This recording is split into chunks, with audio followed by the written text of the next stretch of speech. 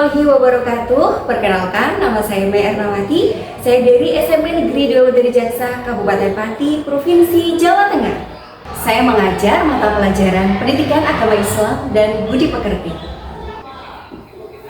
Di era modern seperti saat ini membawa pengaruh terhadap dunia pendidikan. Banyak sekali tantangan yang dihadapi guru dalam pembelajaran, baik itu internal maupun eksternal. Faktor eksternal misalnya dari peserta didik mengalami perubahan seiring berkembangnya zaman. Peserta didik saat ini berbeda dengan zaman dulu. Kemudahan akses informasi yang mereka dapatkan berdampak positif dan negatif bagi perkembangan peserta didik. Ada yang mengatakan bahwa siswa sekarang lebih bandel, nakal, dan susah diatur. Sebagai pendidik kita perlu mengenali karakteristik mereka dan menggali potensi yang dimiliki peserta didik. Bisa jadi mereka memiliki keahlian di bidang lain. Maka sebagai guru kita tidak dapat menyamaratakan peserta didik. Karena memang eranya sudah berubah, kita harus mau menerima perubahan dan melakukan pembelajaran sesuai zamannya. Tidak semua peserta didik dapat menerima model pembelajaran yang sama. Mereka berasal dari latar belakang keluarga yang berbeda, karakteristik gaya belajar mereka pun berbeda-beda. Lantas bagaimana? Apa yang harus kita lakukan sebagai pendidik untuk bisa memfasilitasi keberagaman peserta didik? Iya, yaitu dengan melakukan pembelajaran berdiferensiasi. Pembelajaran berdiferensiasi adalah pembelajaran yang berfokus pada kebutuhan individu setiap siswa di kelas. Pendekatan ini bertujuan menciptakan pengalaman belajar yang lebih sesuai dan efektif bagi setiap siswa. Adapun tujuan dilaksanakannya model pembelajaran berdiferensiasi adalah untuk menciptakan pembelajaran yang sesuai dengan karakteristik, keunikan peserta didik, sehingga peserta didik berkembang sesuai potensi, bakat, dan minatnya. Terdapat 3 strategi pembelajaran berdiferensiasi. Yang pertama, diferensiasi konten, membedakan pengorganisasian dan format penyampaian konten. 2, diferensiasi proses, membedakan proses yang dijalani peserta didik. Yang ketiga, diferensiasi produk, memodifikasi produk hasil belajar atau latihan peserta didik. Saya menerapkan pembelajaran berdiferensiasi berbasis minat bakat di SMP Negeri 2 Dari Jaksa pada mata pelajaran Pendidikan Agama Islam dan Budi Pekerti, agar siswa dapat mengembangkan potensi, bakat, dan minatnya. Berikut praktik baik yang saya lakukan di kelas 8B.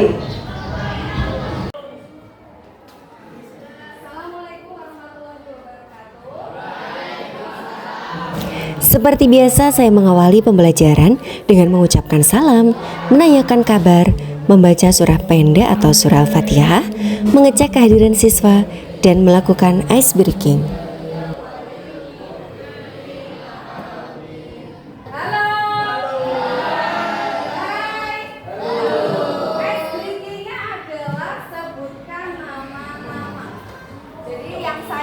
Sebutkan nama-nama, langsung mengucapkan jawaban dari pertanyaan yang Ibu sampaikan. Nama-nama apa Bu?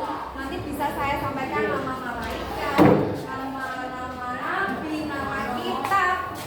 Ya, siap? Konsentrasi. Coba sebutkan nama-nama nabi dimulai dari huruf I.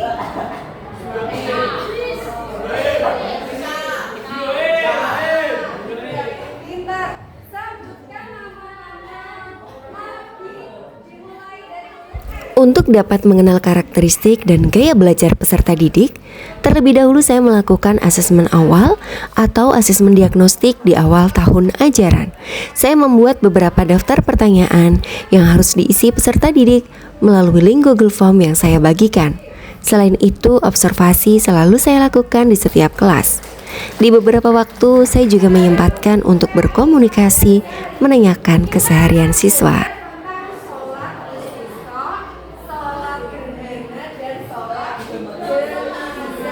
Saya membagi peserta didik menjadi 5 kelompok berdasarkan gaya belajar, auditori, visual, dan kinestetik. Mereka memilih judul materi yang akan dipelajari, kemudian disajikan dalam bentuk produk dan dipresentasikan. Saya membebaskan siswa untuk berkreasi sesuai keinginan dan minatnya masing-masing. Adapun gaya belajar visual, mereka cenderung lebih mudah mengingat apa yang dilihat daripada yang didengar. Lebih menyukai warna-warna, garis, dan bentuk. Mereka lebih suka menggambar dan lebih suka melakukan demonstrasi daripada pidato. Kelompok kinestetik, mereka memahami materi dengan mempraktekkan secara langsung. Pada video ini, peserta didik sedang mempraktekkan tata cara sholat jenazah.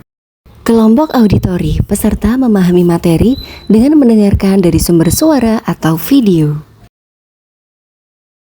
Setelah memahami materi, peserta didik membuat produk untuk bahan presentasi sesuai judul yang mereka dapat.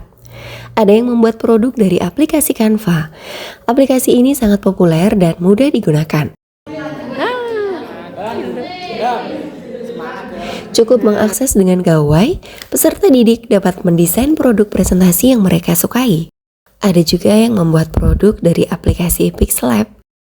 Dengan begitu, mereka dapat memahami penggunaan gawai tidak hanya untuk bermain, tapi juga belajar. Ada juga yang membuat poster dan sebagainya. Tibalah saatnya untuk presentasi. Dengan materi yang sudah dipilih dan dipahami peserta didik, dapat menciptakan kesan atau pengalaman belajar bagi masing-masing individu. Siswa yang kategori mahir dapat menjadi tutor sebaya bagi teman-temannya.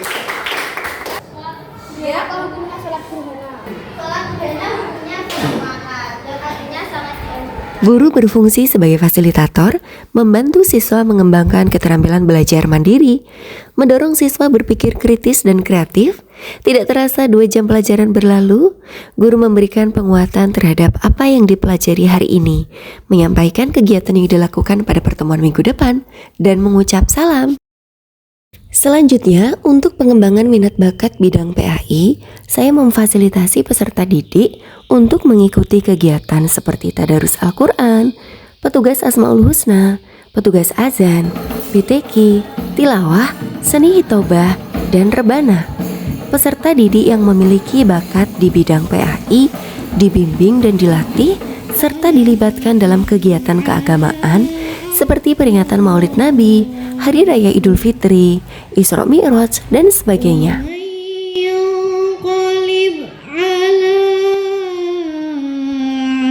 Sehingga semakin terasa bakat dan minatnya dalam bidang PAI.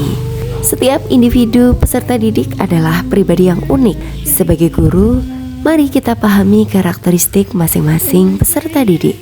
Gali potensi yang mereka miliki. Semoga tercapai asa dan cita-cita. Terima kasih sudah menonton. Sampai jumpa.